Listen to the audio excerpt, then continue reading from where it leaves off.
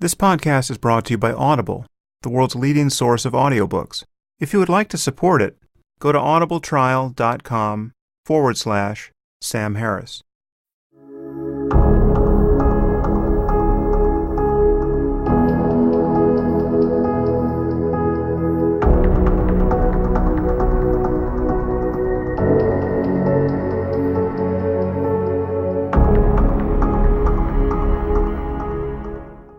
Welcome to the Waking Up Podcast. This is Sam Harris. Today I'm going to be speaking with Paul Bloom. Paul is the Brooks and Suzanne Reagan Professor of Psychology and Cognitive Science at Yale University. He's published more than 100 scientific articles in journals such as Science and Nature. He's the editor of BBS, Behavioral and Brain Sciences, which is a great journal. And he often publishes in the popular press, in the New York Times, the New Yorker, the Atlantic Monthly, etc. He's won numerous awards. And he has a book, Just Babies, The Origins of Good and Evil, which I highly recommend. I've always really enjoyed my conversations with Paul, and it was a pleasure to get him on the podcast. And if you enjoy our conversation, please let us know about it. Twitter is probably the best place for that, and please copy Paul on that communication. He gives his Twitter address at the end of the podcast. And if you think we're dangerous morons, well then feel free to tell us that. We can take it. But generally speaking, it's very helpful if you spread the word about the podcast on social media. And it's especially helpful if you review it on iTunes. I know as a consumer of these things, it's not immediately obvious why that would be so, but I can tell you as a producer of one, reviews are extremely helpful. So if you can bear it, please take a moment to write a sentence or two about the podcast and post that on iTunes. That would be much appreciated. And without any more fine print, I now give you Paul Bloom. Well, I now have Paul Bloom on the line, notorious Yale psychologist. Hey, Paul, how you doing? I'm doing well. How are you doing? I'm good. Well, thank you for coming on the podcast. Notorious, huh? Yes, notorious for attacking empathy of late, which has been a surprise to many people. I want to get into that, but before we do, I want to just back up and introduce you to listeners who may not be totally familiar with your work. What have you focused on, and what are you focusing on these days? Before we get into your recent controversial views on empathy. So I've worked on a range of different issues in my research career. I sort of have a bit of an academic deficit disorder with regard to my research focus. So I worked on language learning, religious belief, pleasure, and most of all, over the last several years, morality. So I completed a book, Just Babies, on the origins of morality. And recently, I've become interested in more normative questions of how we could be moral people. We can make the best moral judgments and do the best moral actions. So this brought me to look at debates over the relative merits and our capacity for reason, issues about compassion and care, and in particular, issues about empathy. So my next book, which is still being written, is going to be a critique of empathy. It's tentatively called Against Empathy. And I've written some articles exploring that. So that's sort of a natural offshoot of my broader interest in moral cognition. Well, that's a great title. So I think we'll want to get into the larger question of a scientific understanding of morality as well, because as you know, that's an area of interest of mine. And I think it's an area where we don't totally agree, if I'm not mistaken. So that could be interesting. But you've spent a lot of time doing, I guess, what would be called developmental psychology. I'm wondering, you're a parent, I'm wondering if your understanding of the human mind in those terms has affected your parenting. Is there anything in science that has affected the way you operate in the world in that domain? Almost nothing. Yeah. I mean, all my kids now are teenagers. One's off to university. And reflecting on it, none of my interactions, nothing I've done with them has been influenced by either my own research or everything I've known about psychology. The reason for the almost is I feel my psychological training has given me, I think, healthy skepticism about what psychologists have to say about child rearing. Right. So you have kids, and there's so many choice points. Separate, sleeping in a separate bed, sleeping with you, what sort of punishment, what sort of discipline. A range of problems, and psychologists weigh in enthusiastically on all of them. And being a psychologist myself, I know for the most part we don't know what we're talking about. And for the most part, kids are pretty resilient. So if you love your kid, if you don't do anything grotesquely wrong, your kid will turn out the way your kid turns out. Let's back up there. Wait, what do you make of that fact that science has not informed your life in that respect? Because I share your incorrigibility or disregard of science, and it's, although it's not the result of being especially close to those particular data, is it really just that you feel like we don't know anything of substance that's actionable for a parent, or is it just that it's too hard to bring that kind of understanding online when you're in the trenches being a parent? How do you explain the fact that you wind up parenting more or less exactly the way you would parent if you were a non-scientist? Yeah, I think it's parents are intensely interested in the data and very willing to act upon it. I think too willing to act upon it, too willing to take psychologists seriously. I think the problem is your option one, which is we just don't know much about development or what makes people happy or healthy. I don't want to exaggerate it. Certain things around the edges we do know. There's some, I think, useful narrow techniques for helping your kid get to sleep and dealing with certain crises. Certainly, issues about food and allergies, and we have some interesting tidbits and local facts that are useful. But the broader question everybody wants to know, which is how do I raise my kid to be a good, happy, successful, healthy kid? We just don't know, and it's not for lack of trying. In general, I'm very enthusiastic about my field, and I've written popular books trying to extend the insights from my field to broader questions that interest a lot of people, like, how does pleasure work, or why do people have religious belief? But I'll confess that for many of the most important domains of our lives, we've come up with very, very little. And is that just a larger statement about how hard it is to understand the human mind in truly scientific terms? Yeah, I think psychology has turned out to be a much more difficult field than physics or chemistry or the harder sciences. I don't think I don't think psychologists are stupider than physicists or chemists. I just think the problems have turned out to be more difficult. I think to some extent we're in a pre-Copernican phase in psychology. We're waiting to turn into a full-fledged science. And, the problem I think is most urgent for domains like health and happiness and success over more specific, narrow problems like visual perception or motor control or short-term memory. There, the science gets done. Yeah. But, Jerry Fodor had something, his first law of cognitive science. This isn't quite it, but my memory of it was the more intuitively interesting something is, the less we know about it. So there's a form of sticker shock. I teach intro psych, and people coming in want to know questions like, why are some people mentally ill? What could I do to be happier? Why do people change their minds about things? And what I tell them is that the best science we have, which is on problems like color vision, right, and amnesia, long-term memory, and language processing. We know the most about what intuitively matters the least. I'm not sure whether this is some sort of savage law of the universe, or just reflects the fact that the problems that we're most interested in are just the hardest to resolve. Well, I think there is a savage law of the universe in a related sense that actually may connect with Fodor's law, which is that we have obviously not been designed by evolution to understand our circumstance in any deep sense.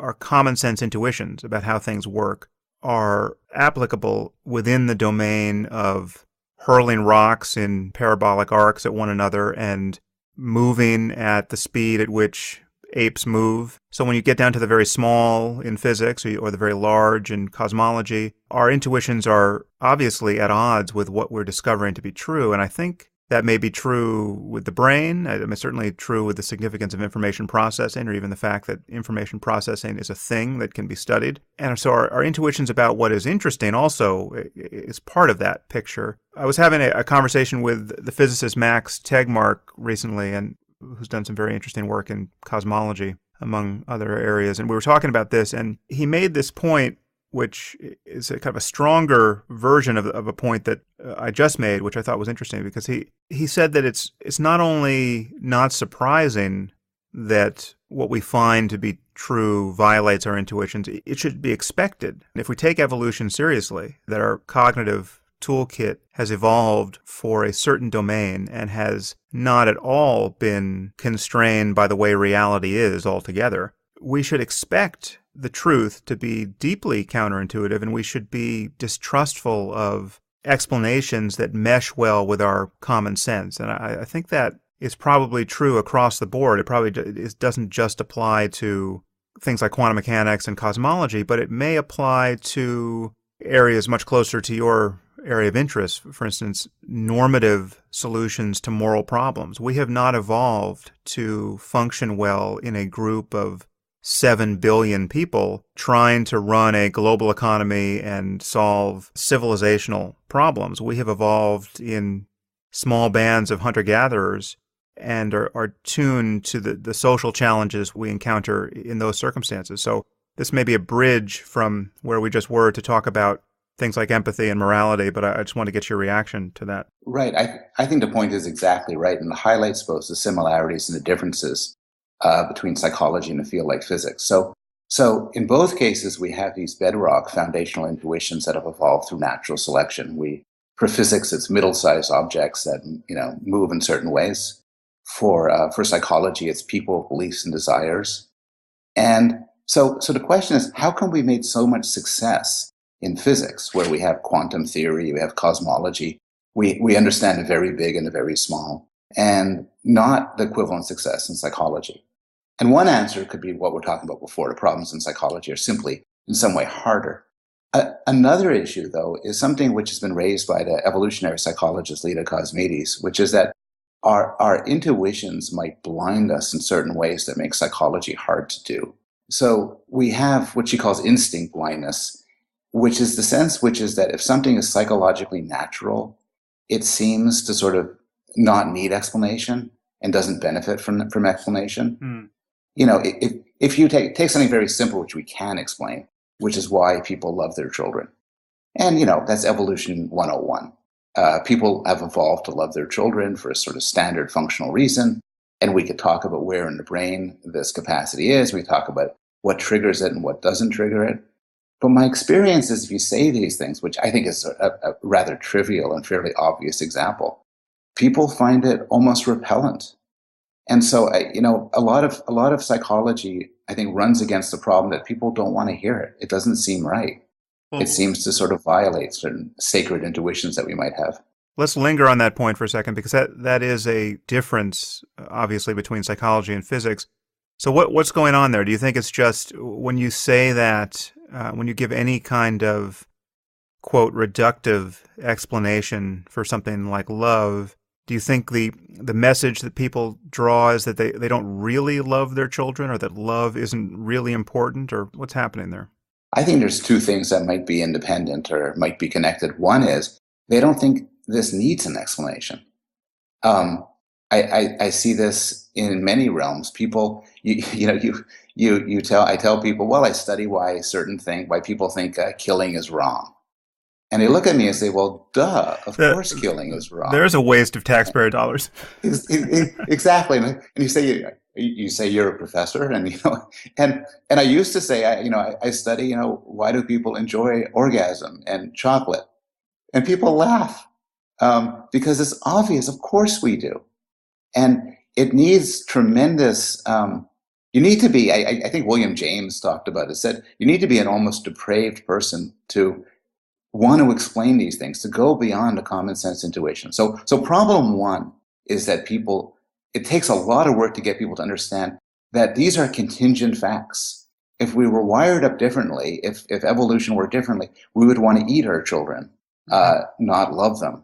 We would have sex with trees and not people. Mm. And so you have to explain how things worked out. So that's one problem. And I think the second problem really is, I think people find it almost morally repellent to dig in to these questions, particularly for moral questions. And actually, particularly for a question, I think, which has occupied you a lot more than it's occupied me, and you've contributed a lot to this, which is when it comes to spiritual or religious matters.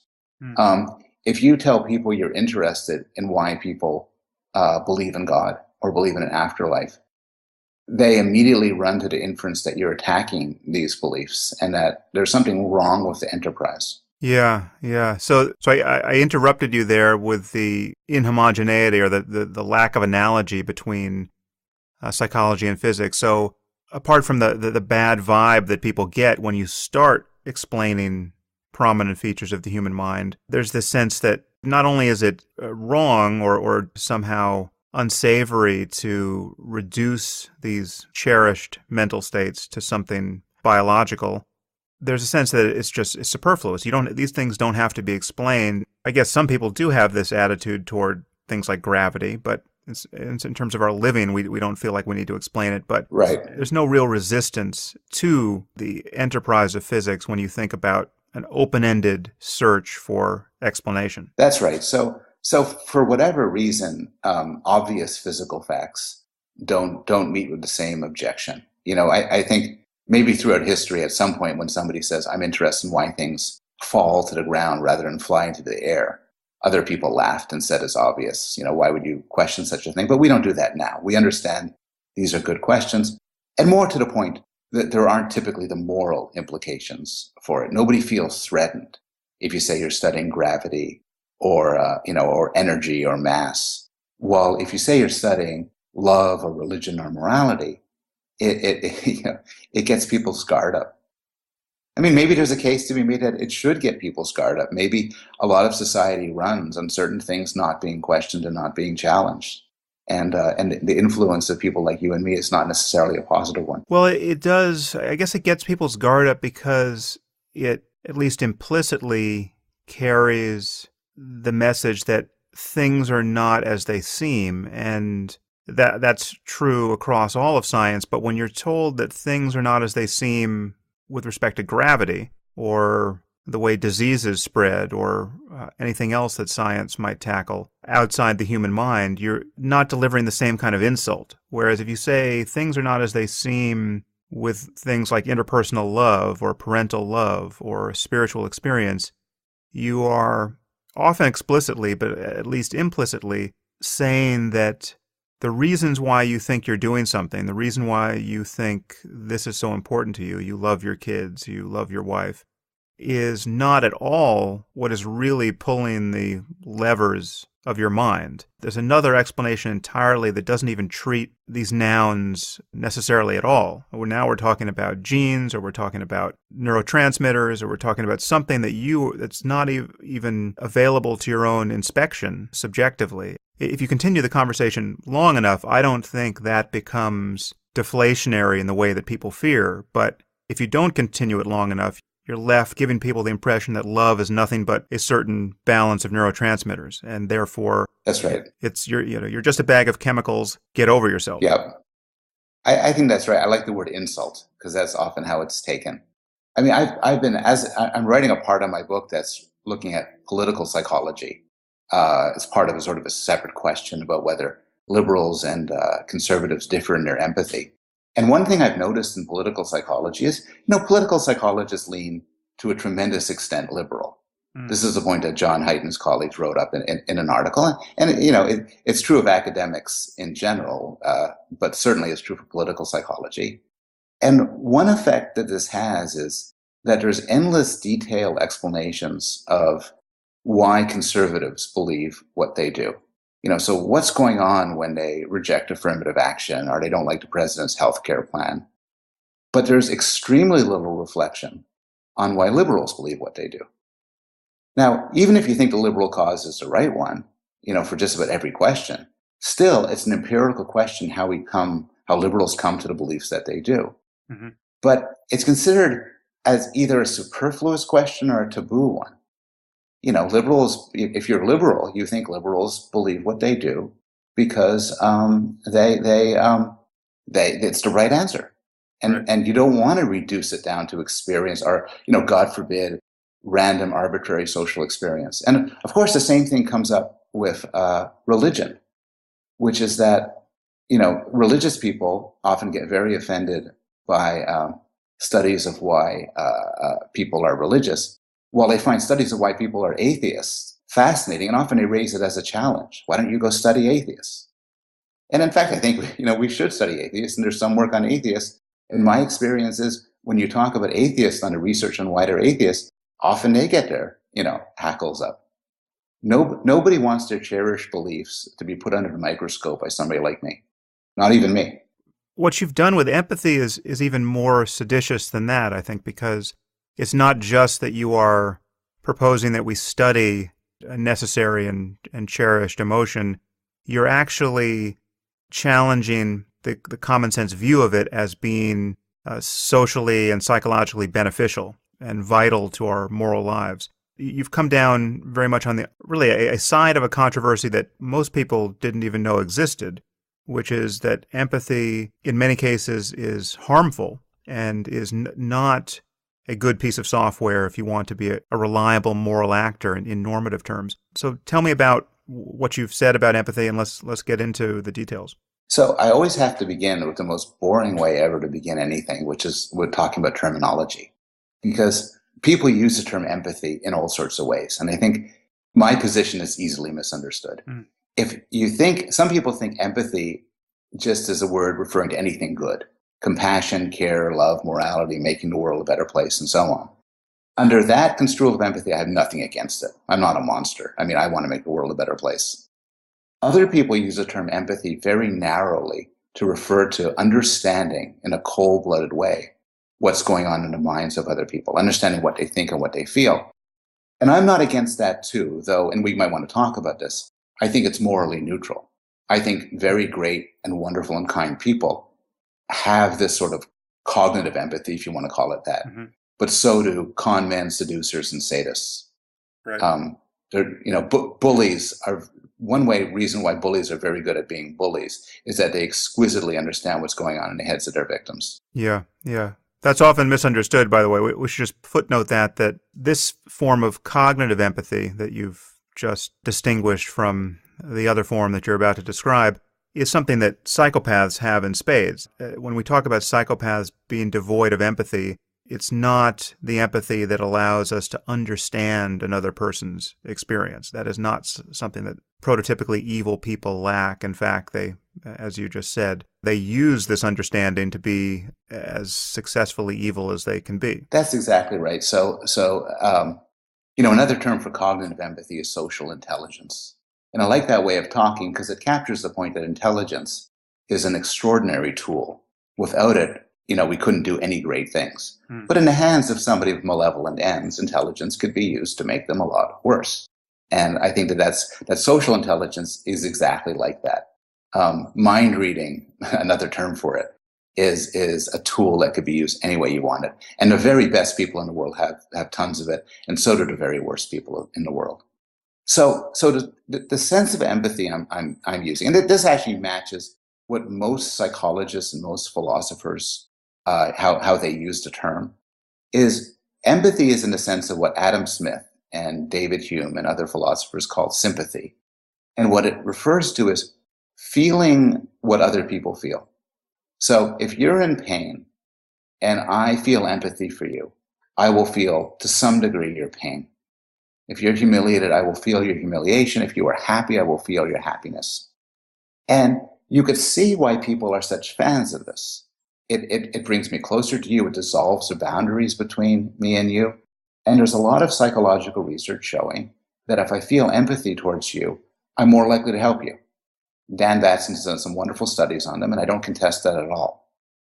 But the problem with empathy, one of the problems with empathy, there are many, but the main problem is it serves as a spotlight. It zooms me in on a person in the here and now. And as a result, it's biased, it's parochial, it's short-sighted, and it's innumerate. One way I put it is, it's because of empathy that governments and societies care so much more about a little girl stuck in a well than about millions or more people suffering and dying through climate change. It's because of empathy, at least in part, that we freak out and panic over mass shootings, which, however horrible, are a tiny proportion of gun homicides in America, 0.01% roughly. Yeah. I mean, if you ask people, they would say mass shootings are the most terrible things there are. And I live in Connecticut. Newtown's not that far away. After the Sandy Hook killing, people were, including me, were deeply upset. But intellectually, if you could snap your fingers and make all the mass shootings go away forever, and then you did that, nobody would know based on the homicide numbers. Yeah. That it's so tiny. So it misdirects us. It causes us to focus on the wrong thing. It causes us to freak out at the suffering of one and ignore the suffering of 100. In one of your books, I forget which one, you talk about the study where we care more about one than about 8. Yeah, and you say something to the effect of, if there's ever a That's Paul Slovik's work. That's right. That's right. Some wonderful studies, and also somebody named Ritoff and other investigators have done this since. And and you described this, that if there's ever a non-normative finding in psychology, that's it. And so I think there's many more examples like this that we could look and say as rational people, well, a black life matters as much as a white life. The life of an ugly person who doesn't inspire my empathy matters just as much as a beautiful person who does. And the lives of 100 matter more than the life of one. Especially, and this is the amazingly non-normative finding from Slovik's work, is especially if those 100 include the one you were caring about. So I mean, you can set up this paradigm where you show a reliable loss of concern when you add people to the group. So you start with one little girl whose story is very emotionally salient and people care about her to a maximal degree. And then you add her brother to the story and people care a little less. And then you add 8 more people to the story, keeping the same girl, and people's care just drops off a cliff. That's truly amazing. It's not one attractive girl versus 100 faceless people. It can be the one attractive girl along with the 100, and you care less. It's a magnificent and horrible finding. And I've long championed the forces of reason and rationality and moral judgment. I think far more than many social psychologists that were capable of that. And so there's an interesting duality here. On the one hand, our gut feelings push us towards the one girl and not the 100, even if the 100 includes the girl. On the other hand, we're smart enough to recognize, when we put it in this abstract way, that that's a moral mistake. In some way, you could view the moral mistakes caused by empathy as analogous to the mistakes in rationality that people like Danny Kahneman have chronicled, where you see people just, you get these puzzles and you ignore the base rates and you get things all messed up. And then when you step back and look at it and do the math, you realize, wow, that was a mistake. My gut led me in the wrong way. Visual illusions are another case. It looks this way, but it isn't. You take out the ruler and you measure it, and although the lines look like they're different lengths, they're the same. So we have this additional capacity to do this, both for things that connect to the external world like vision, but also for morality, where we have standards of reason and consistency. And we could use this to say, wow, our empathy is pushing us in the wrong direction. Yeah. So now, do you see us correcting for this in a way that is adequate to the magnitude of the moral error, or is our way of correcting for it more haphazard than that? Our way of correcting this is always haphazard, but the analogy I make is with racism. So we know we have racist biases. Many of us have explicit racist biases, but there's a lot of evidence for implicit racial biases, biases that we don't know we have even, but that influence us in all sorts of ways. So what do you do? So suppose if you think racism is okay, then there's not a problem. But suppose, as you and I do, we think racism is wrong. So what do you do about it? Well, the answer is not you try harder. We know trying hard doesn't work for these sort of biases. But there are different sorts of fixes. So in fact, for biases, often there's technological fixes. One story, this may be apocryphal, but it's a good story, is that symphony orchestras were heavily biased in favor of men. Because they claimed that, the people making judgments, who were both men and women, said men just sound better. They have stronger, more powerful styles. So what they did was they started auditioning people behind a screen. And then the sex ratio became more normal. So this is an example of you got a bias, you don't like it, and so you try to fix the world so it doesn't apply. And I could imagine similar things happening with empathy, where you change laws and policies so that empathy plays less of a role. I'll give you one small example, just because of the trial of the Boston Marathon killer has come to an end, was recently in the news. But I think victim statements are a horrible idea. Hmm. Where people come into court and describe in great detail their anguish and their pain, and this plays some role in sentencing. And that seems, hugely immoral, because the extent to which you're going to be affected by the witness statements depends on how much they cry, and whether they have the same color skin as you, and whether they're attractive, and whether they are stoic or weepy or whatever. And then this will then influence how many years in prison somebody has. Yeah. And and it seems bizarrely, intentionally, structurally irrational and immoral. Yeah, I've actually never thought about that before. I think you're absolutely right there. I'm wondering if the argument in favor of witness statements relates to the debt owed to the victims and their families, and that there's some sense that we owe this to them, the opportunity to vent and express their grievance this way, and that a judge and a court would be reluctant to deny that to them. Is that what makes this such a common feature of these kinds of trials? Yeah, I think that's what the argument for it is. And if it would make the victims happier, feel that they're getting what they deserve to make their statements, it's an excellent case for it. But it seems to go too far to have these statements influence the sentencing. I mean, this isn't as necessarily a bleeding heart argument. It could go both ways. I mean, if the victim statements are done by people who don't inspire your empathy. Yeah. If a white jury is listening to victim statements by black people, they might say, this isn't capturing my empathy. This isn't upsetting me. Let's give the guy a light sentence. So I don't have any sort of view as to whether the sentences in these sort of cases are too harsh or too lenient. It's just that the victim statements puts noise and issues of incredible bias, including racial bias, and makes that part of the sentencing process. So that's an easy fix to get rid of things like that. I've often said that I think our laws and social institutions need to engineer our better judgment and our understanding of moral normativity and inoculate us against our failures of intuition. Even when we can summon the appropriate intuitions, we can't always summon them reliably, or it takes work to summon them. And what we want are laws that are wiser than we are. We want to be able to rely on a system that corrects for what at the end of the day we recognize to be a kind of, a suite of moral illusions or moral biases that are leading us to misallocate both emotional and very real resources. I think that's exactly right. There's a phrase by Lincoln that Steve Pinker made as the title of his wonderful book, The Better Angels of Our Nature. And I think that those better angels, first and foremost, is deliberative, careful, analytic, cost-benefit reasoning on how to make the world a better place. And laws and policies should work to instill them. Under some analyses, that's what something like a constitution is, which is, a constitution is at a very higher level saying, look, you might get really excited and want to have a law that says you could reelect a popular third president, or reinstill slavery, or ban some ugly political doctrine you don't like, but you can't. We're going to block this. And you could undo the block, but it's going to be very difficult and take a very long period of time.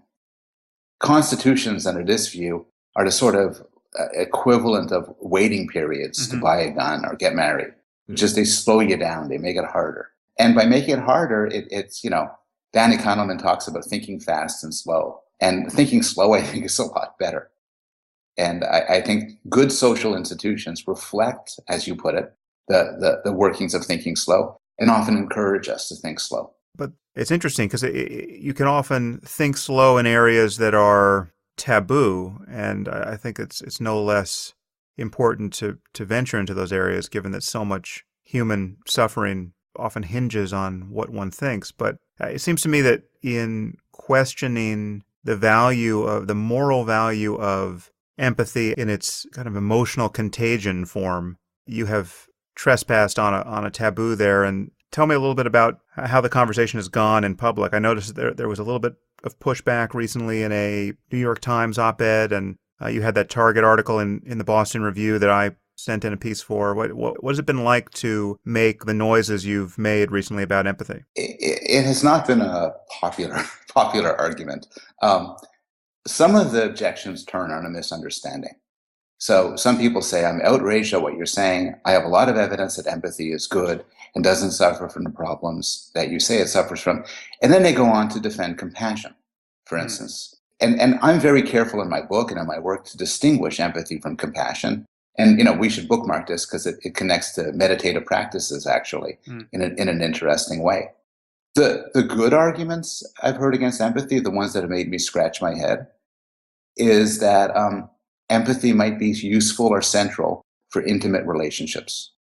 So when it comes to relationships between, say, us and our children and our friends, you are supposed to be biased and parochial and not impartial. And so a defender of empathy might say that somebody who had zero empathy might be a fine policymaker, a fine moral judge, but a lousy husband or wife or father or mother. I don't think that's true. I think if you look at it closely, it's not, even here, it's not empathy that we're looking for, but understanding and caring. But those are the arguments that most give me pause. And in fact, I'm certainly a consequentialist, and I'm on most days a utilitarian, but I'm struggled with, and we've talked about this before, I've struggled with the question of the obligation we have towards those we're close to, like our children, and to strangers. And I'm not, I haven't been persuaded by people like Peter Singer, who says, in the long run, there should be no difference. Right. Well, that's a very rich area to talk about. I'd like to go there, but I don't want to miss this point. Let's deal first with this distinction between empathy and compassion. How do you separate those? So I actually got thinking about this through a chance meeting with Matthew Ricard. Mm-hmm. Yeah, I know Matthew. I would think that you would. You guys have a lot of affinity. So I met him at a conference, and he was wearing these saffron robes and had a beatific smile and radiated peace, and I was me. And then I came up to him and started talking to him, and we ended up getting a cup of coffee, and he asked me what I was up to. And I was quite nervous because I'm not a confrontational guy, and I figured this is it's like telling, a rabbi you're writing a book in favor of pork, to tell this guy that I was against empathy. But to my surprise, he said, yeah, that's standard Buddhist teaching.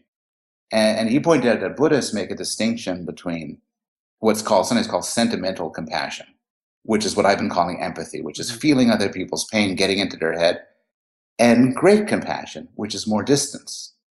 And he's done this wonderful research program with this neuroscientist, Tanya Singer, where they carefully work explicitly to distinguish empathy from compassion. They get people in fMRI machines to do meditative practices that are either empathic or compassion. They look at how expert meditators do, what more normal people do. And the moral of all of this, which connects to other psychological research, including the work of Richard Davidson, actually, who's done some wonderful work on this, is that empathy burns you out. It burns you out. It saddens you. It makes you less effective. What you should do instead is you should feel compassion, what the Buddhists call loving kindness. You should feel positive and cheerful. If you're dealing with somebody who is miserable and ashamed and in pain, you don't feel miserable, ashamed, and in pain. You feel cheerful, positive, full of love and energy. So you care extraordinarily deeply about them, but you don't feel their pain. And I think once you make this, I don't care what you call it. I mean, in the end, the issue isn't over what you call empathy or whether you should keep empathy under any definition. It's about what kind of intellectual and sentimental attitudes we should have towards people. And I think the attitude that they call compassion is far better than the attitude that they call empathy. As you say, it's a clear recognition of the suffering. There's nothing about your attention that is distracting you from the reality of the other person's suffering, but it's not diminishing your own well-being. In the presence of that suffering, what you're feeling is a real commitment to alleviating it. That's different than simply being also miserable in the presence of human misery. That's exactly right. And you don't have to be a monk to appreciate this. I think people often have a failure of moral imagination where they'll say, well, you're not going to do anything nice if you don't have empathy. But think about all the things we do. Think about giving to charity and helping out a friend and, giving advice and volunteering. saving, to take a standard philosophical example, saving a girl's life who's drowning. In none of these cases do you have to put yourself in their shoes. What you have to do is care about them. Right. So if presumably if I passed a girl drowning in shallow water as I walked by, I would rush in and pull her out. I'm not a monster. Head high water, you would go in there. Well, Singer's example, Peter Singer's example, sets the bar very low. Yes, it's extremely shallow water. But a shallow pond, a really nice. It's a shallow pond, but I'm really wearing nice shoes. Yeah. And then it costs like $50. For me, that's nice shoes. If I go in, I'll ruin my shoes. But I'll go in nonetheless. And Singer's point goes on to say that you recognize that a life is worth far more than $50. And then Singer goes on to make the point, well, then when you spend $50 buying, a meal or a night out at a bar, you're doing a moral equivalent to murdering a child. So put that aside. But I would drift into the pond, shallow or deep, rescue the girl. But plainly, I don't have to put myself in her shoes. I don't have to feel what it's like to be drowning. I don't have to imagine the sorrows of her parents learning that their beloved daughter had died. That's ridiculous. I notice she's drowning. I say, God, it would be horrible for this person to die. I get to save her, and I save her. And I'm not special here. Most of the kind things we do have nothing to do with empathy, just as a lot of the very bad things we do are motivated by empathy.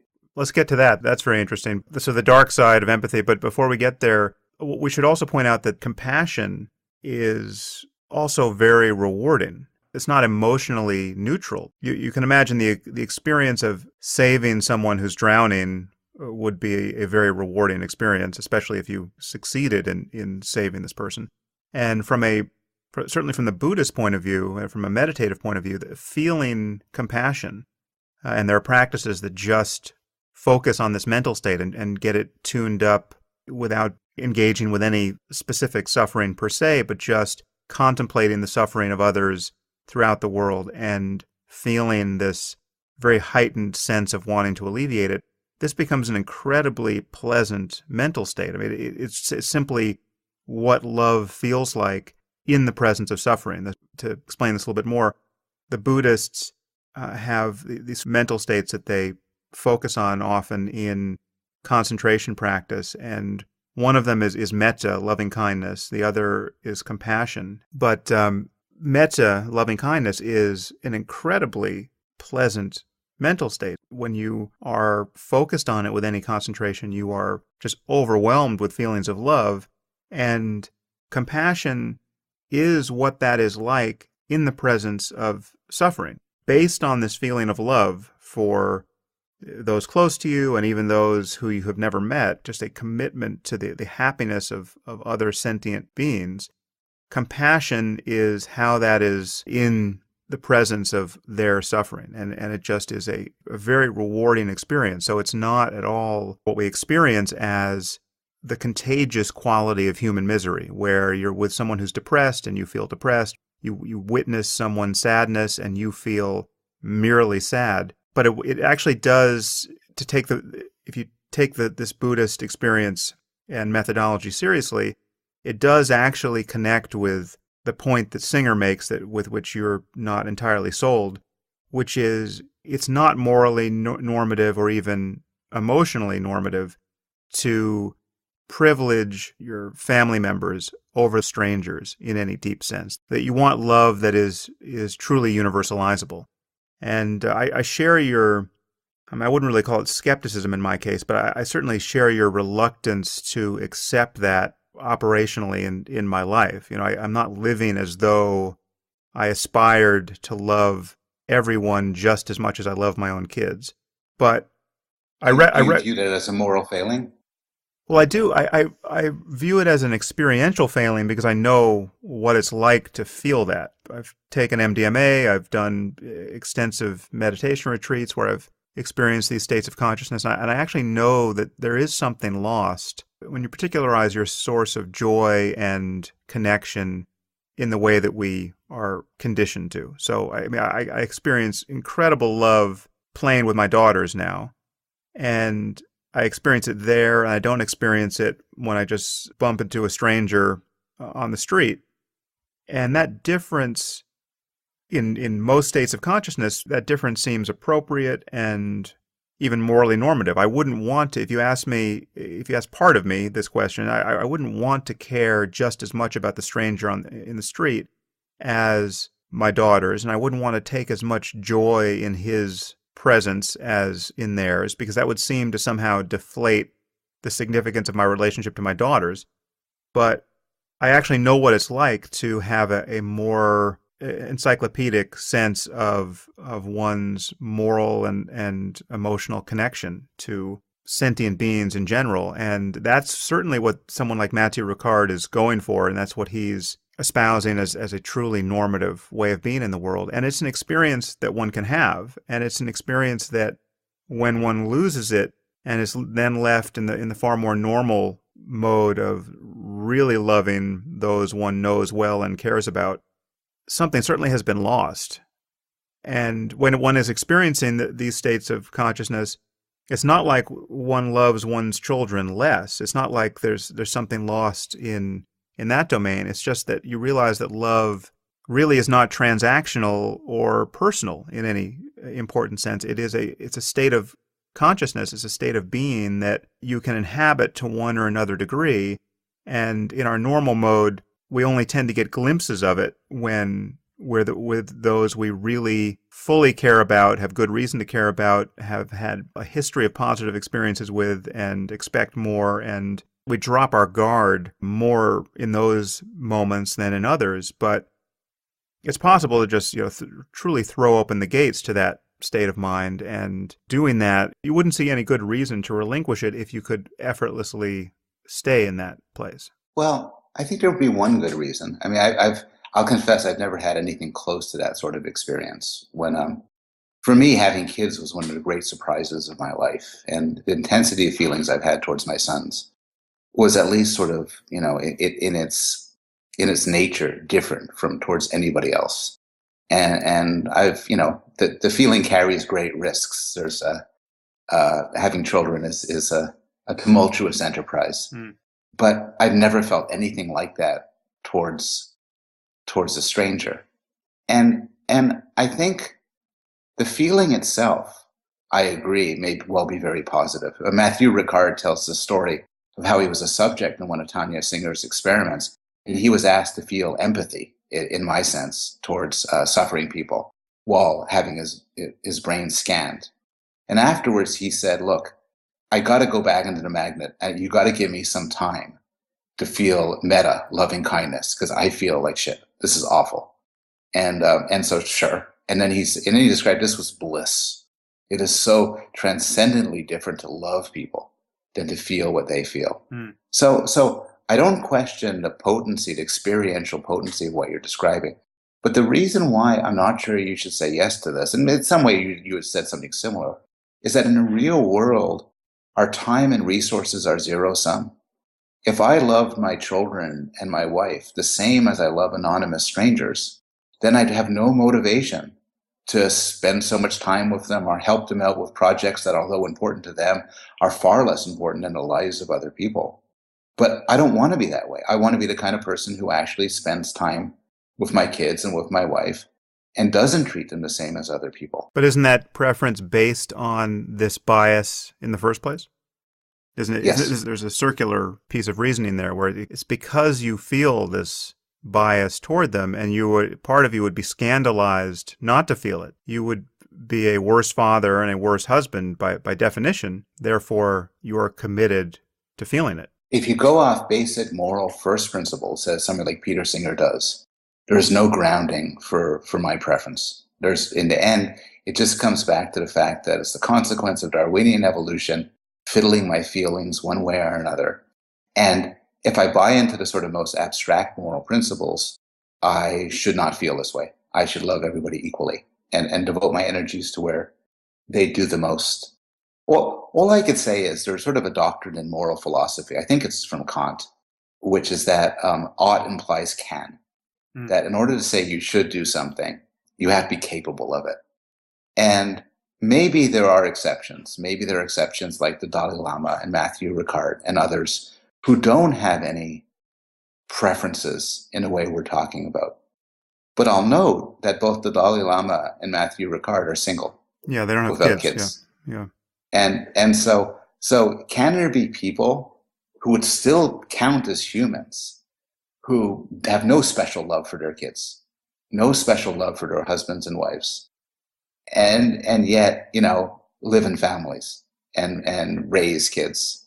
I'm not certain it's possible. But we should be more explicit about what we're talking about there, because there are two versions of that normalization function. One is you could imagine a society of Spock-like people who don't have special love for anyone. They don't feel much of anything, but they have a very, very wise calculus for mitigating human suffering.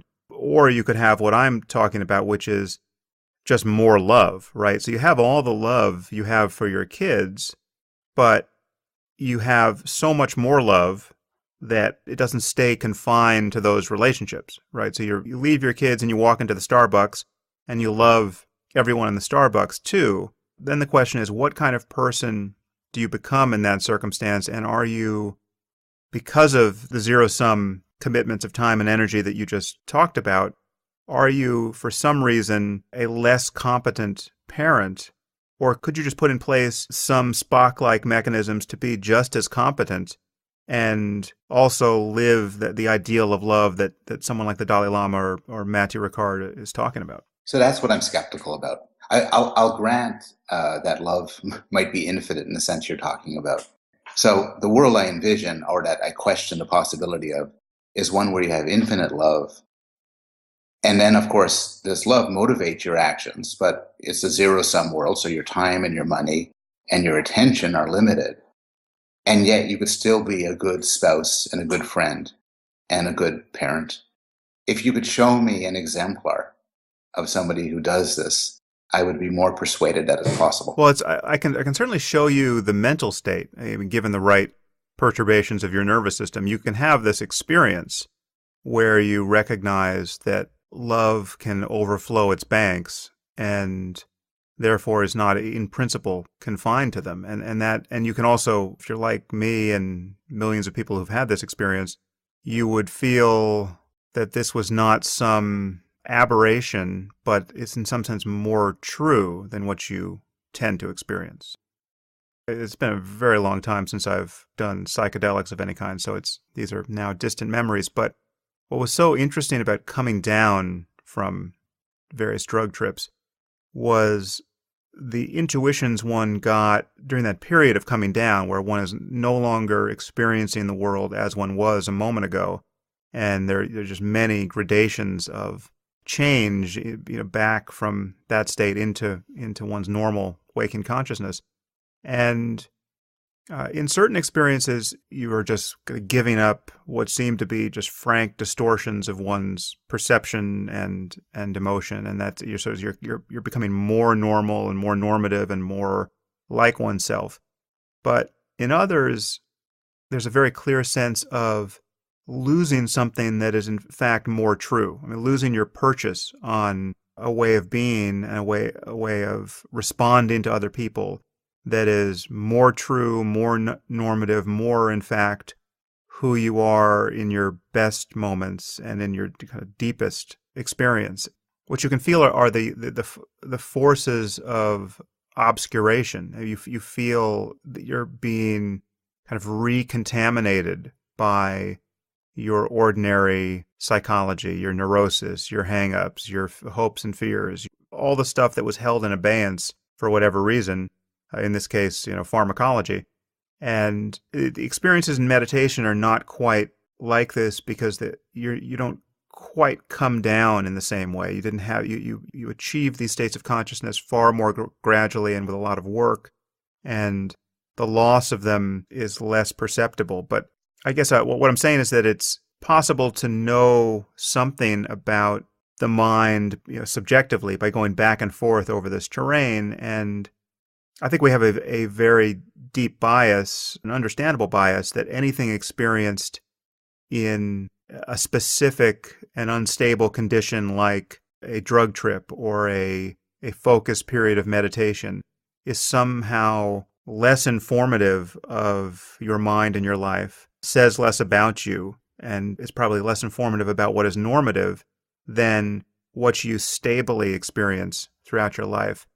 But I think that's true in certain cases, but I certainly don't think that's true across the board. I think there are experiences we can have, again, by many different modes. Drugs is just the easiest for untalented people in this area, and it offers by no means a guarantee of kind of hitting the right experience. But we can have brief experiences which are analogous to suddenly being a much better athlete than you have tended to be. So we've gotten you in the lab, we've given you the right drugs, and then we put you out on the basketball court, or put a pole vault in your hands, and suddenly you're going to do something over the next 10 minutes that you really weren't going to do otherwise, and you're performing at a very high level, and then you'll lose it, right? You lose it, and you're not, for whatever reason, you're not going to get back to it. But what you would take away from that experience is that certain things are possible for you as well as for others, and that those things are actually better, and you regret not being able to inhabit that state all the time. And I think there's certainly experiences one can have that seem to meet those criteria. So I find that all extraordinary. I mean, I've read you talk about this in your book, Waking Up, and a lot of it is moving and I think convincing, and got me interested in trying it right now. Right now, my drug of choice is whiskey, and and it's nowhere near as interesting as you describe it, the effects. And so I agree with everything you're saying, and I agree also with the personal and experiential importance of significance of those events. So that's not where my worry lies. My worry lies, I could just put it kind of bluntly, which is I'm not sure what sort of parent one would be if one didn't love their children more than they loved other people, when it comes to actual actions and behaviors and so on. Now, somebody who's a committed utilitarian might say, well, everybody's life matters equally, but it's a very efficient system for people to care for their children and spend special time with their children and not with strangers' children. It's just more efficient. If you try to feed a kid in Africa as opposed to feed your own infant daughter, it's very inefficient. You should focus on your daughter. The Africans will focus on Africans, and fine. So in some way, a utilitarian could capture the sort of seemingly parochial biases that we have towards our children. But I don't think that's sufficient. I think in order to get up in the middle of the night and help your kid after your kid's been sick, or drive an absurdly long distance to take your son to a climbing competition, personal experience, you have to love your kid. Share, if you love everybody, it will occur to you that there's other people who need you more, and it will, and you will feel you won't have the proper motivation. I even think this is true for friendship. I mean, I couldn't imagine having as a friend somebody who didn't, at some level, care more for me than about other people, because in some sense, what would make them friends otherwise? Right. Well, but presumably you would be in favor of, again, designing systems and social institutions that were blind to the importance of these particular relationships. The example I use is that we all want hospitals that just take people based on some rational, unbiased view of medical triage, and doesn't take my daughter just because she happens to be my daughter in front of somebody else's daughter. We don't want hospitals that are super sensitive to something like those witness statements, where just because I can complain louder and my daughter happens to be prettier than the other daughters, she gets medical care that others need more. So given your commitment to that kind of fairness, it suggests to me that something like what you just described as implausible could in fact be more plausible. What could be normative is some bias toward those we know well and those who are biologically close to, or just situationally close to, adoptive children, etc. But that the bias could be relaxed much more than it is in our case. Just imagine loving your kids exactly as much as you do. Nothing changes there, but I double the amount of affection you have for everyone else in the world. So your set point of care and concern for others gets raised 100%. Does that worry you? And if you could imagine playing with that dial, wouldn't you imagine wanting to nudge it up to some degree, but I mean, to the very limit at which you began to notice some less than normative effects in your personal life? So two things. I mean, these are terrific issues you raise, and these are sort of pushing at the hardest, the weakest parts of my anti-empathy movement, which is issues of family. So the first one is, I would argue for some distinction between public and private. I think most people would. Most people acknowledge that, in the evening, I can choose to spend my time with my kids and not with other people's kids. Mm. But when I'm at work and I'm searching for a lab manager or chairing a search for an assistant professor, I'm not allowed to hire my son because I love him. Mm. And in fact, I would approve, as you would, of mechanisms in place blocking me from evaluating, people of my family. And I could say, well, I love my son more, but I understand that in this realm I have to be fair. Now, I don't want to push this too hard. I think the distinction between private and public is very porous. Yeah. And and when it comes to my own money, I say, oh, it's my own money, but certainly people who are dying and would benefit from my money and my time, would object to my sort of prissy distinction that this is private. It's I think it's a hard distinction to make clear. As for the dial, yeah, I would turn it, but I recognize there's a cost. The cost is that I would devote proportionally less care, less time, less attention, less money to those I love.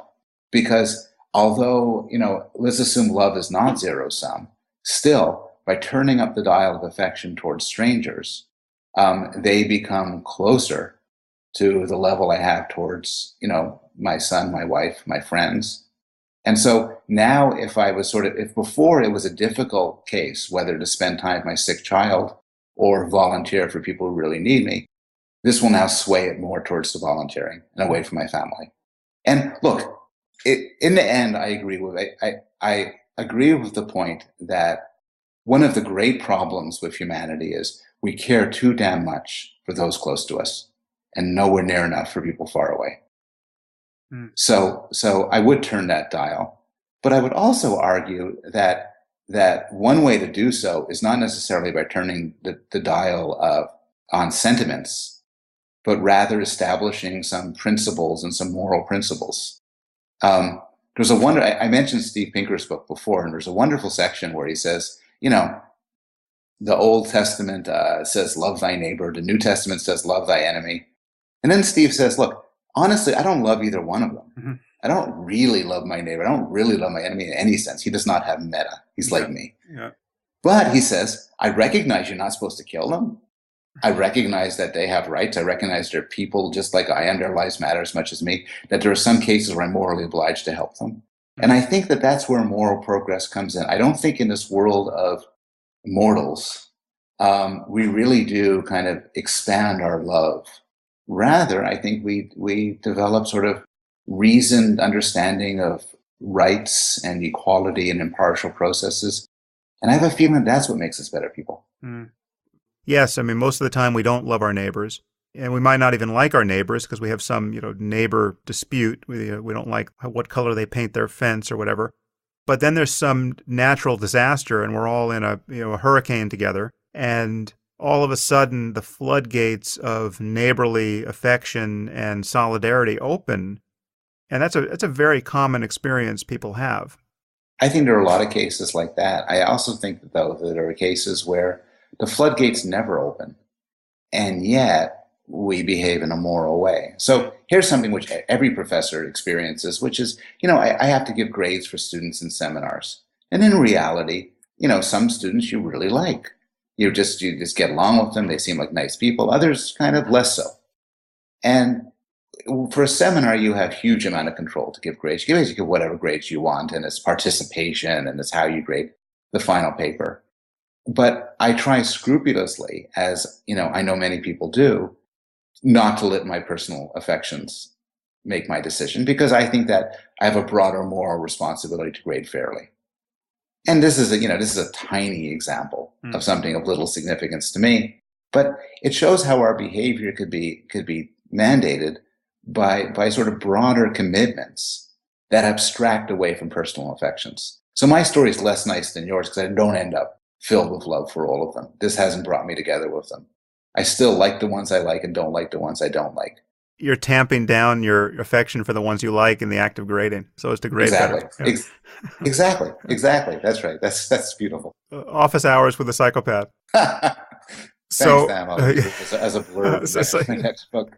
That seems to open to the dark side of empathy that you hinted at a few minutes ago. So what is the dark side of empathy? And I could imagine giving good grades to the people who you most like to have a beer with would be an example of it, if not the darkest. Right. So I talk a lot about the biases that empathy pushes us towards. It favors the same race, it favors 1 over 100 and so on. And one response I get, which is, legitimate, is, well, fine, empathy isn't perfect. But, you're going to give to charity, maybe empathy directs you in a strange way, maybe it's kind of short-sighted, but it doesn't do any real harm. But I think there's all sorts of cases where it does terrible harm.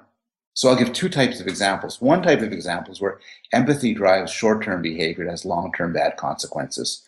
There was a very nice article in Slate pointing out that if you give money to child beggars in Africa and India, for the most part, you're supporting a huge criminal organization that, enslaves and sometimes maims children. Your money is making the world worse. And so, I was talking to somebody on the radio about this, and I gave her that example. And she said to me, and it really surprised me, it dumbfounded me, actually. I didn't know what to say in response. She says, but I like giving to children. I feel good about it. I feel connected to them. And, I said, oh, okay. And then I thought, like 2 days later, the response came to my mind, which is, it depends what you want. If you want to feel good, if you want to feel an empathic connection, a real warm glow, go ahead and give to the children. If you want to improve your life, do something else, like give to Oxfam.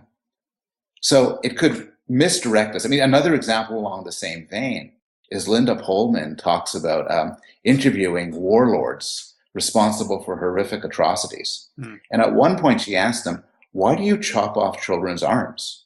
This is, why in the world do you do that? And the answer she got was, we do it for you. We do it because those sort of atrocities energize Western interests who set up NGOs in our country. And we make money off NGOs. They pay us a tax. We want your attention and you give it to us. And so to go on, what he would say if he was talking in the language I talk is, we exploit your empathy to make the world worse. So those are specific cases. There's a more general thing which has actually interested me and motivated some experimental work, which has to do with atrocities, like lynchings of blacks in the American South or the Holocaust in Europe, where when a lot of people talk about atrocities, they talk in terms of dehumanization and hate and outgroup derogation. All of that play a role. But there's another thing which plays a role, and this, like most intelligent thing, was first pointed out by Adam Smith, which is often we're energized by the suffering of innocence. We see someone is harmed, and this motivates us to strike at those who's harming him. And so in the case of the blacks in the South, stories were told about white women who were assaulted. The Jews were said to prey upon innocent German children. For every war that a democratic country has ever gotten into, what a typical thing to boost energy and interest in a war is to talk about the victims, the innocent victims of the people you want to strike back against. Those who Saddam Hussein and his monstrous children, tortured and killed. Those who Assad killed with chemical warfare. If we ever get into a full-scale attack on ISIS, no doubt, newspapers and magazines and blogs will be filled with stories of the atrocities committed by ISIS. Now, these are actually good arguments for intervention. The suffering of people is a good reason to intervene and make the suffering go away.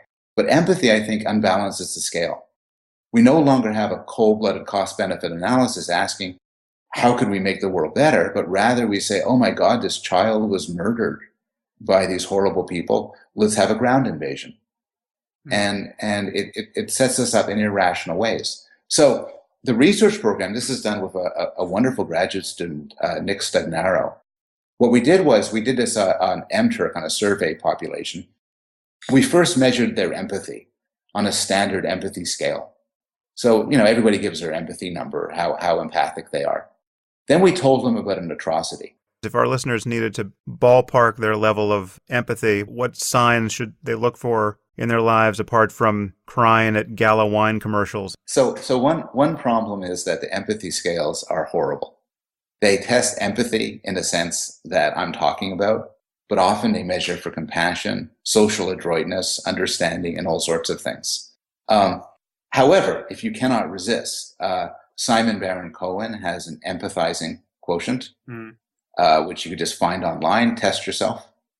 There's another one by Davis, very popular one, also find it online. And, you'll be asked about questions. Some of the questions are kind of don't seem to connect to much of anything, like, do you cry at movies? But some are real empathy questions. I get embarrassed and find it unbearable to watch other people become embarrassed. That's a good empathy question. I can't watch somebody in pain. If someone's laughing, I'll start laughing too. What about not being able to watch Olympic ice skating or the balance beam? You are high empathy. I mean, if you're watching balance beams and you find yourself standing up and kind of teetering on a coffee table, you're going for it. Actually, my kids would watch. I think kids are more vulnerable to this than adults because kids don't have any frontal lobes, so they can't shut down these things. So, I remember watching kung fu movies with my kids, and during the whole movie, they're running around the room screaming and doing kung fu moves because they're just in empathic engagement. So you can take these empathy tests online. It turns out, and then we ask people how they would respond to an atrocity. And we give them a scale, 0, do nothing. 2, in a foreign policy case, 2, economic sanctions. 4, airstrikes. 7, full-blown ground invasion. The more empathic people are, the more they want those people to suffer. The more they want the people who have harmed the victim they're feeling empathic for to suffer.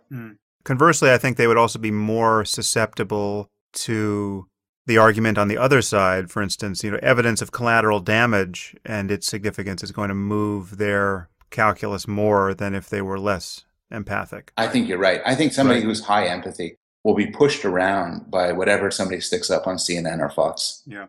I mean, if you tell them about, Abu Ghraib and show them pictures and everything, they'll feel this immense repugnance towards the war. And if you tell them about, who our enemies are attacking, and they'll be all in favor of the war. It does so. Empathy doesn't make them particularly either belligerent nor pacifistic. It just makes them be swayed wherever somebody wants to push them. I'll just add one more thing about the empathy scale. So a lot of people think, wow, you're talking about policy and abstractions, but aren't more empathic people nicer? And aren't low empathy people terrible? And this is such, I just have to address this in this conversation. People have done the studies and it doesn't seem to be true. A couple of years ago, this huge meta-analysis came out, which is a meta-analysis combining, dozens, I think hundreds of studies. In this case, that looked at the relationship between how empathic you are and your propensity for aggression, physical aggression, verbal aggression, and sexual aggression. The correlation was virtually 0. This means if you want to know how aggressive somebody is and you have 100 tests to give them, I wouldn't even bother giving him an empathy test. Right. The second fact involves psychopaths. So there's a psychopath scale, and your listeners could go online easily, type in HARE, H-A-R-E, psychopath scale, and boom, they could see whether or not they're a psychopath. And one of the items on it is lack of empathy.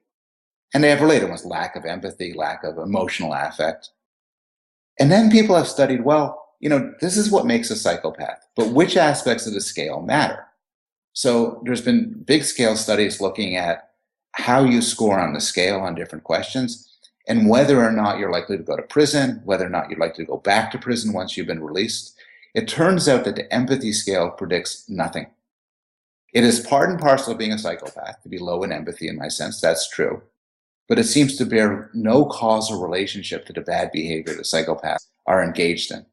Do you want to guess what sort of items do predict bad behavior? Well, I would imagine narcissism and being high on the other kind of empathy would predict some of the worst behavior to me. I mean, having a very good understanding of people and an ability to manipulate them. You might be right. And actually, all of the psychopath test does not test any of the positive things. It's all a bunch of ugly traits run together. But so the two things that predict, the first one is too obvious to imagine that you probably wouldn't even think it's on a scale, but it's past bad behavior. Right. So the best, but here's the more interesting ones. The measures that tap lack of self-control. Yeah. Impulsivity, Yeah. Promiscuity, lack of commitment to relationships, lack of commitment to a job. Find somebody with lack of self-control. And, to me, the best predictor of how somebody will turn out is probably the marshmallow test. Yeah. Whether they can hold back on eating one in order to get two in the future. Psychopaths, who are the worst psychopaths, would fail the marshmallow test. They just can't stop themselves. So the point being that empathy could be systematically related to certain things, including certain bad things. But there's just no evidence for the common claim that good people are high empathy and bad people are low empathy. So let's say we accepted the punchline here, which is empathy in this second sense. Again, we're distinguishing it from the cognitive appraisal of somebody's experience or a theory of mind or mind sight or whatever else you want to call it. But this feeling what other people feel, we agree this is at the very least too much of a good thing. But the question is, in what sense is it a good thing? And if we could get our hands on the knob here and dial it down so as to be more normative moral actors, what of value would be lost? What do you think, as you tune this down and you become more Spock-like in your, not to make it sound pejorative, but more scrupulously rational in the way you decide all of these, the way you triage moral problems in this world, what would you expect you would lose in terms of your emotional life? So I'll take the question as, what would you lose if you just dial down empathy? So I wouldn't want to dial compassion and care and love. Right. I think those, for obvious reasons. I think you'd lose something. The philosopher Michael Sloat, who strongly disagrees with me on this, has a wonderful example, which is there's a father whose daughter likes stamp collecting. Now, it's one thing if he says, "Oh, I'm proud of you," and encourages her. But it's even better, Sloat points out, if he shares her enthusiasm. Sometimes from the people we care for, we want empathy. We want them to feel what we feel. If my wife is angry at somebody for some reason, it's one thing if I say, "Oh, I agree with you, you're right, it was a horrible thing." But she might want me to be angry too. Maybe I should be angry too, just because she's angry and because I love her and I'm connected to her. If you dial on empathy, that sort of thing you'd lose. And then, of course, there's more to life than morality. So empathy is the source of so many pleasures. I think it's core to the pleasures of fiction, for instance, where part of the pleasure of an action movie is becoming an action hero. Part of the pleasures of a drama or novel is becoming, Anna Karenina or what have you, to put yourself in a person's shoes and feel what they feel. Anna Karenina, Walter White, Tony Soprano. This huge pleasure.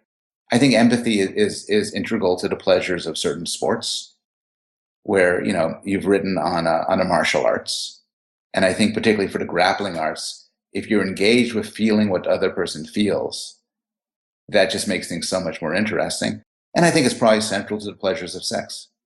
Do you think any one of those cases dissects out the component of empathy perfectly? I guess of the ones you ran through, it seems to me that the pleasures of fiction, especially something like film, hits the bullseye, at least intuitively for me. So that if you're watching a movie and you're totally caught up in it, and the pains and pleasures you see on the screen become your pains and pleasures to the ultimate degree, is that a pure case of empathy playing the strings of your experience? And if you dial down empathy, would you come away from even the best film feeling, well, there was just light on a wall, and I know they're all actors, and nothing really was happening, and nobody died, and so I could spend my 2 hours differently and with greater pleasure? So that's the case that interests me the most.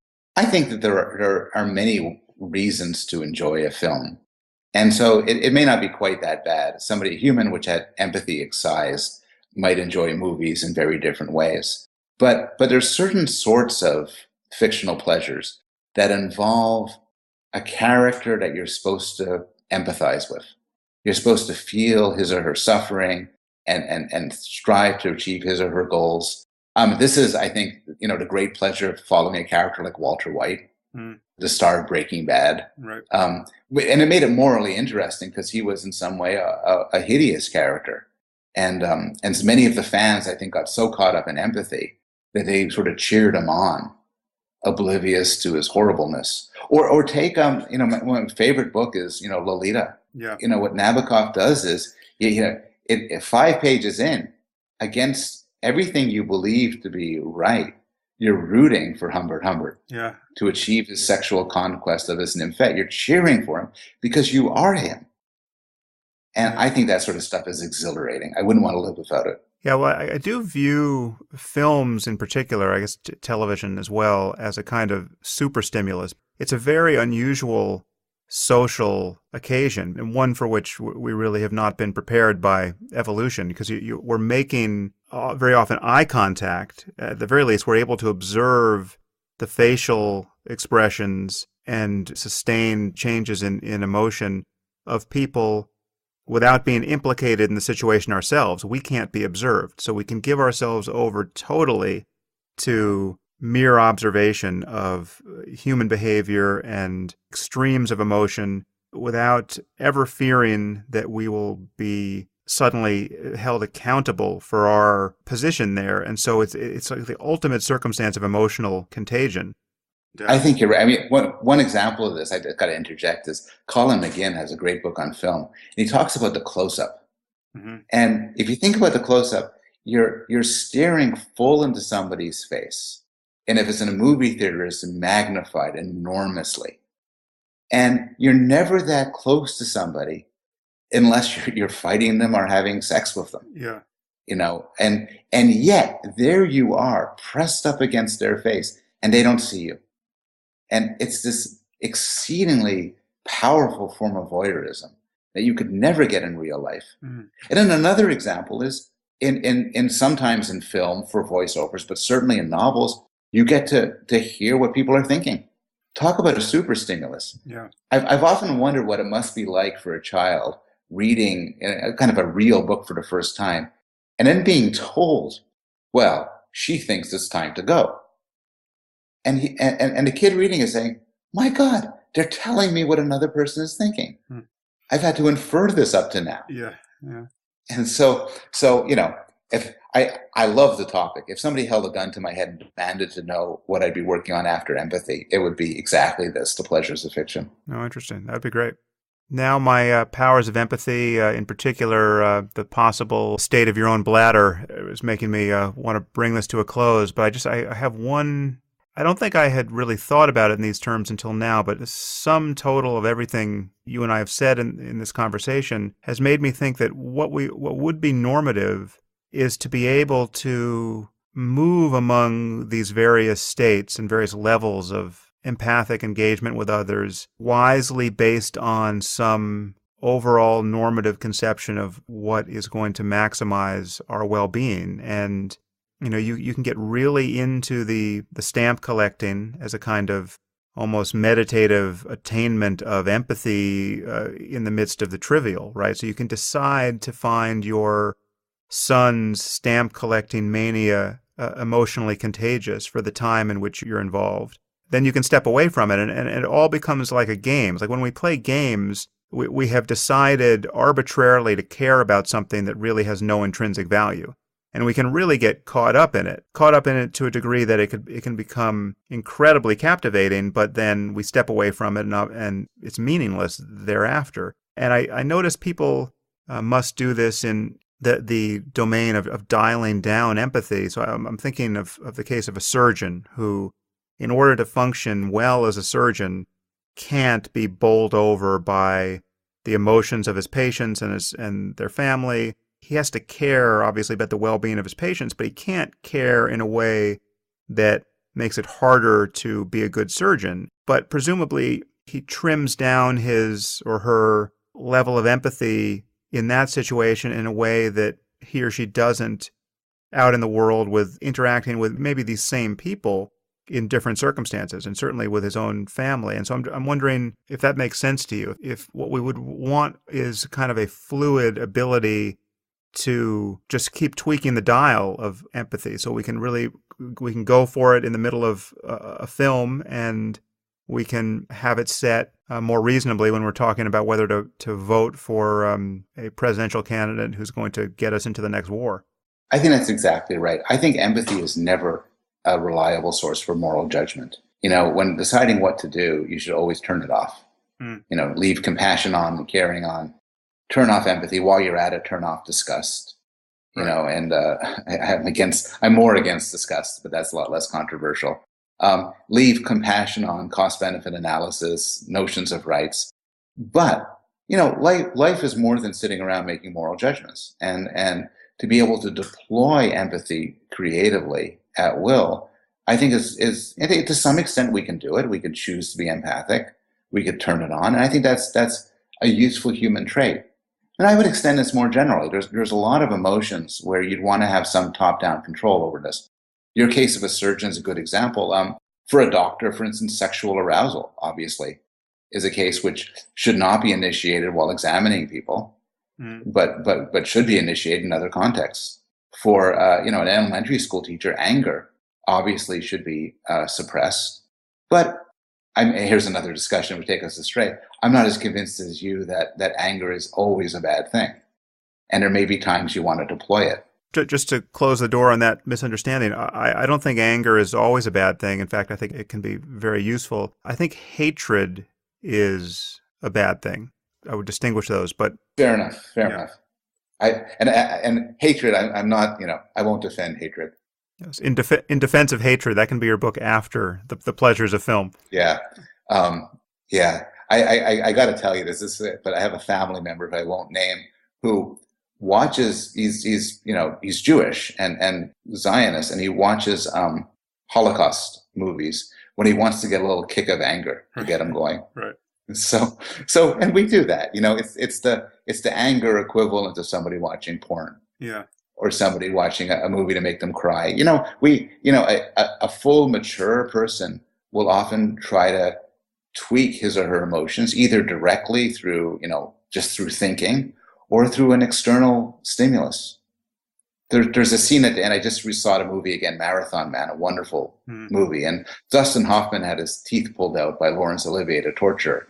And there's a point where he has to energize himself to kill some people. And he was on this medicine that was this thing to put on his teeth that made the pain go away. It's blissful. Right. And you see him right before he tosses away the anesthesia because he wants the pain. And a lot of life is like that. I think it was William Goldman who wrote that screenplay. Yeah.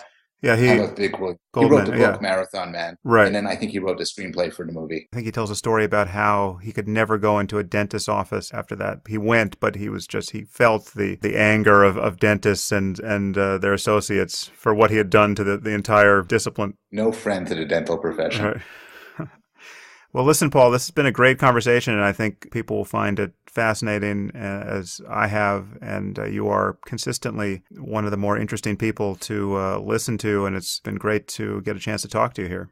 Thank you so much, Sam. I should have said this at the outset, but I'm delighted to be honest. I've been a fan of your podcast. I think I've listened to every one of them, and I've listened, regular reader of your blog, so it's kind of cool to be on the inside now, looking out. We will definitely do this again if you're up for it, because I don't think we have gone near to exhausting our mutual areas of interest. And we didn't even, in fact, get to the core area of interest for me is just how you and I may differ on questions of moral realism. And, we're over an hour and a half now and we haven't gotten there. So I often think of there's a Freudian phrase, a narcissism of small differences, which is that you and I agree on 99% of the things. The 1% then becomes extremely important. Yeah. Well, someday we'll fight about the 1%, and I think it'll be fun. Before we go, Paul, just tell me where people can find out more about you online and your Twitter handle and all the relevant information in order to connect with more of your work. I have an academic webpage. If you just Google my name, Paul Bloom, Yale, you'll get my academic webpage that has links to my papers, both popular articles and scientific articles. And you could follow me on Twitter at Paul Bloom at Yale. where I have about 1% of your Twitter followers, but I'm growing. Yes. But the most important 1%. That's right. It's the best of the best. It's kind of a boutique Twitter account, I think. Do follow Paul on Twitter because, as you have just heard, he is fascinating and a man of diverse interests. So until next time, Paul, I look forward to it. Hey, thanks tons. This was great. Yeah. Take care. Yeah, take care.